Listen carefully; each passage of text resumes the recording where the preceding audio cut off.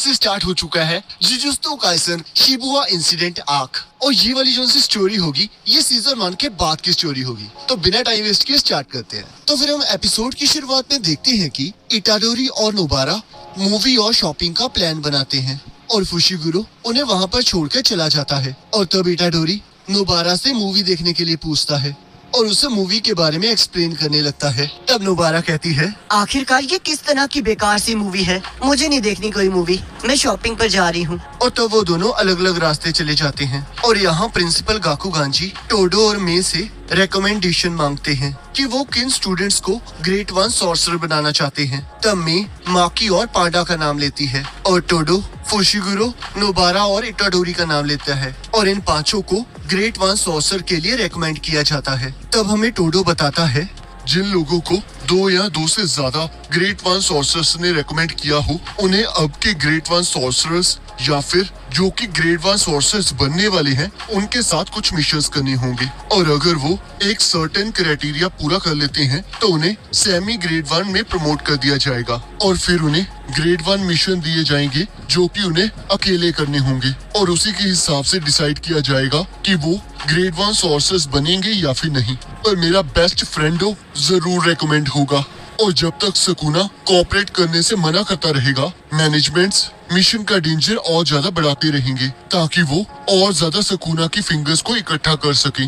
तो आपको पता है मैं इसका मतलब क्या है? तब मे मना कर देती है। तब टोडो कहता है, ये एक अच्छे फ्यूचर की शुरुआत है जिसमें टोडो और इटाडोरी इकट्ठे काम करेंगे। और तब मे फिर से मना कर देती है। तब टोडो कहता है, तो क्या तुम ये कहना चाहती हो कि मैं और इटाडोरी इकट्ठे काम नहीं करेंगे? तो फिर मैं तुम्हें बता दूं, जैसे कि एक एप्पल पेड़ से गिरता है वैसे ही हम एक दूसरे को अट्रैक्ट करते हैं और यही हमारी डेस्टिनी है।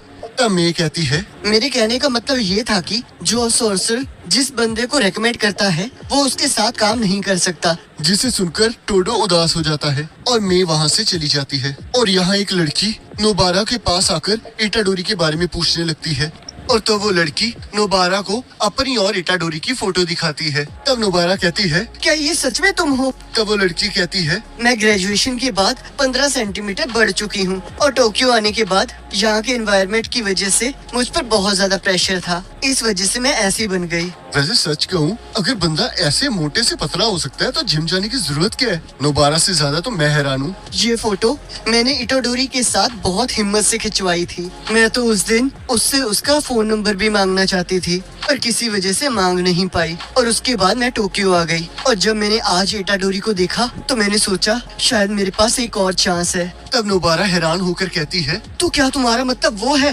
तब वो लड़की हाँ कहती है और तब नोबारा इचिची को फोन करके फुशिगुरो को वापस लाने के लिए कहती है। तब नोबारा उस लड़की से कहती है, जो लड़का मुझसे भी ज्यादा इटाडोरी को जानता है वो अभी आ रहा है, तो तुम्हें इटाडोरी से बात करने से पहले उससे बात कर लेनी चाहिए।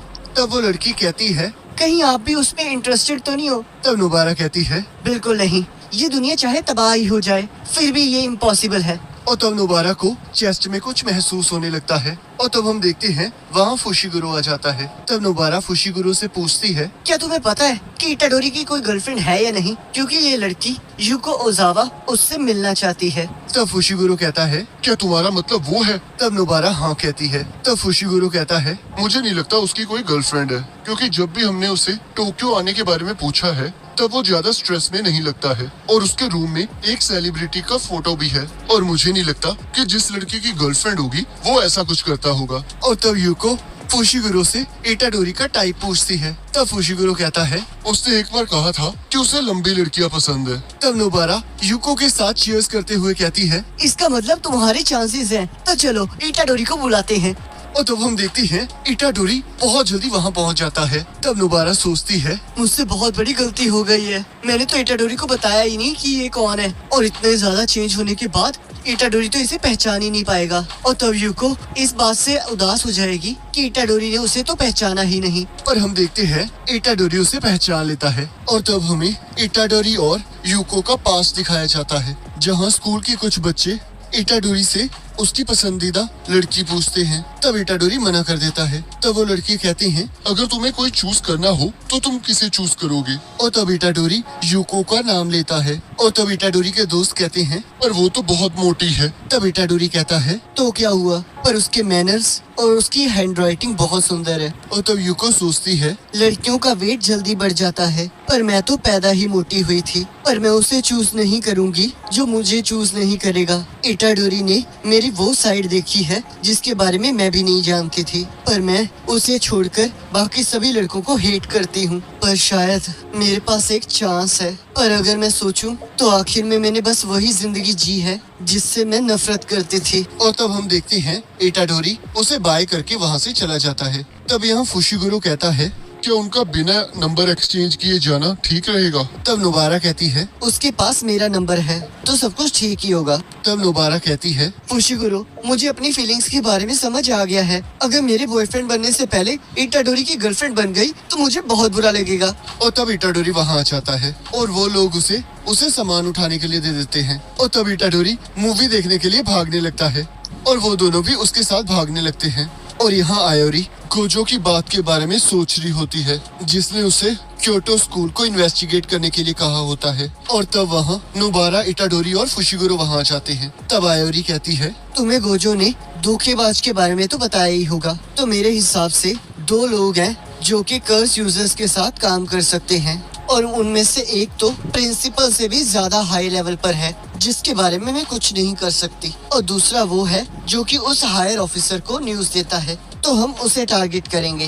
तो अब हमें इंटेरोगेशन के लिए उसे कैप्चर करना होगा। तब नोबारा कहती है, तो फिर वो क्योटो स्कूल से कौन है? और यहाँ हम देखते हैं मीवा मेकामारू से रिपोर्ट मांगती है। तब मेकामारू कहता है, मुझे माफ करना मीवा, मुझे अभी सोना है और रिपोर्ट टेबल पर पड़ी है, तो तुम उसे लेकर जा सकती हो। और तब मेकामारू सो जाता है। और तब मीवा कहती है, ये तो सच में सो गया। आखिरकार इसकी रियल बॉडी कहाँ है? और तब यहाँ आयोरी उन सभी को मेकामारू की रियल बॉडी के पास ले जाती है और कहती है, असलियत में हमें इस पर शक नहीं है, पर इसके अलावा हम किसी और पर शक नहीं कर सकते। हमने एलिमिनेशन मेथड से इसे टारगेट चुना है। मेकामारू की कर्स टेक्निक पपेट मैनिपुलेशन है और हेवनली रिस्ट्रिक्शन के कारण उसका पपेट कंट्रोल रेंज पूरे जापान को कवर करता है, और जब तक यहाँ पर अनरजिस्टर्ड पपेट्स होंगे तब तक वो फ्रीली एक गद्दार का काम कर सकता है। तब इटाडोरी कहता है, पर मुझे तो लगता है वो क्लियरली विजिबल है। तब आयोरी कहती है, पर तब क्या होगा जब एक पपेट मक्खी और मच्छर की तरह छोटा हो? तब इटाडोरी कहता है, तो क्या ऐसी बात है? और तो वो लोग मेकामारू के कमरे के पास पहुंच जाते हैं, पर जब वो अंदर आते हैं उन्हें अंदर कोई भी दिखाई नहीं देता। तब आयोरी कहती है, हमें धोखा दिया गया है। तब नोबारा कहती है, इसका मतलब मेकामारू ही गद्दार है। और यहाँ हम देखते हैं गेटो और माहितो उससे मिलने आते हैं। तब माहितो कहता है, ये जगह कितनी बेकार है और मुझे यहाँ आना बिल्कुल पसंद नहीं है, और आखिर में ये तो हमारा दुश्मन ही है, तो हमें इसे मार नहीं देना चाहिए। तब गेटो कहता है, अभी नहीं माइतो, जो इन्फॉर्मेशन इसने हमें बताई है उसके बदले में हमें तुम्हारी कर्स एनर्जी को यूज करके इसकी बॉडी को ठीक करना होगा, और यही हमारे बीच में वादा हुआ था। तो अगर हमें इसे मारना है तो पहले हमें इसे ठीक करना होगा, और मुझे ये भी उम्मीद है कि ये शिबुया में हमारे काम आएगा। तब मेकामारू कहता है, तुम क्योटो स्कूल के किसी मेंबर पर हमला नहीं करोगे, क्योंकि तुम ही लोग हो जिन्होंने हमारा वादा तोड़ा है। तब माहितो कहता है, वो सारी हनामी की गलती थी। तब मेकामारू कहता है, मैं किसी कर्स स्पिरिट के साथ आर्ग्यू नहीं करूंगा, तो मुझे जल्दी से हील करो, मामूली से कीड़े। तब माहितो कहता है, मुझे लगता है कि मैं गलती से आगे बढ़कर इसे कीड़े में न बदल दूं। तब गेटो कहता है, माइतो, दूसरों के बीच में किए हुए वादे अपने ऊपर किए हुए वादों से अलग होते हैं, और इनमें ये अंतर है कि इन्हें तोड़ने पर पनिशमेंट मिलती है, और अगर तुम अपना ही वादा तोड़ोगे तो तुम वो भी खो दोगे जो चीज तुम्हारे पास है और तुम्हें स्ट्रॉन्ग बनाती है। पर इस टाइम मुझे नहीं पता कि अगर हम वादा तोड़ेंगे तो हमारे साथ क्या होगा। और यहाँ हम देखते हैं माहितो मेकामारू को पूरी तरह ठीक कर देता है और उसके हाथ और पैर वापस आ जाते हैं। तब माहितो कहता है, तो क्या तुम अब खुश नहीं हो सकते? तब मेकामारू कहता है, अब हमें तब बात करनी चाहिए जब सब कुछ खत्म हो जाए। तब माहितो कहता है, चलो फिर शुरू करते हैं। और तब मेकामारू लड़ने के लिए तैयार हो जाता है और अपनी पपेट्स की मदद से माहितो पर हमला करने लगता है। और तब हम देखते हैं माहितो उन पपेट्स को एक एक करके तोड़ने लगता है, और तब वो देखता है मेकामारू वहाँ से गायब हो चुका होता है। तब माहितो कहता है, ये तो बहुत बोरिंग हो गया है, मैं तो इसके साथ खेलना चाहता था। और तभी हम देखते हैं माइतो की जगह पर धमाका होता है और यहाँ हम देखते हैं मेकामारू अपनी अल्टीमेट फॉर्म में आ जाता है। तब माइतो कहता है ये तो कमाल का है, तो इसका मतलब तुमने वहाँ बैठे बैठे आराम नहीं किया। और सोचता है वो पक्का इसके अंदर होगा क्योंकि वो नहीं चाहता कि मैं उसे टच करूं, तो शायद उसकी लोकेशन उसके सिर में है। तो मेकामारू कहता है यहाँ तो वेल लगाई जा रही है, लगता है ये गेटो का काम है। उसे यहाँ मुझे रोका ही नहीं है बल्कि मेरी रेडियो वेव्स को भी ब्लॉक कर दिया है। लगता है मैं इसे गोजो की तरह नहीं कर पाऊंगा, और अगर मैं सच कहूँ तो गोजो ही मेरे जीतने का सहारा है। तो मुझे किसी भी कीमत पर गोजो को कांटेक्ट करना ही होगा और उसे शिबुया के प्लान के बारे में बताना होगा। पर अगर मैं इस वेल और गेटो पर कंसंट्रेट करता हूँ तब माइतो मेरे लिए सबसे बड़ा खतरा बन जाता है। तो मुझे सबसे पहले इसे ही खत्म करना होगा। मेरे पास चाहे कोई एडवांटेज ना हो पर मेरे पास एक चांस है। और सोचता है मैं सब कुछ देख रहा था और जिन सालों ने मुझे रोक कर रखा था उन्होंने मुझे बहुत कर्स एनर्जी दी, तो अब मैं बिना किसी एफर्ट के साथ लड़ सकता हूँ। और तो वो माइतो पर हमला कर देता है और इसी के साथ एपिसोड खत्म हो जाता है। अगर आपको एपिसोड अच्छा लगा तो इसे लाइक जरूर करना, चैनल पर नहीं हो तो सब्सक्राइब जरूर करना। बाकी नेक्स्ट एपिसोड का लिंक आपकी स्क्रीन पर आ जाएगा, आप उस पर क्लिक करके अगले एपिसोड को देख सकते हो।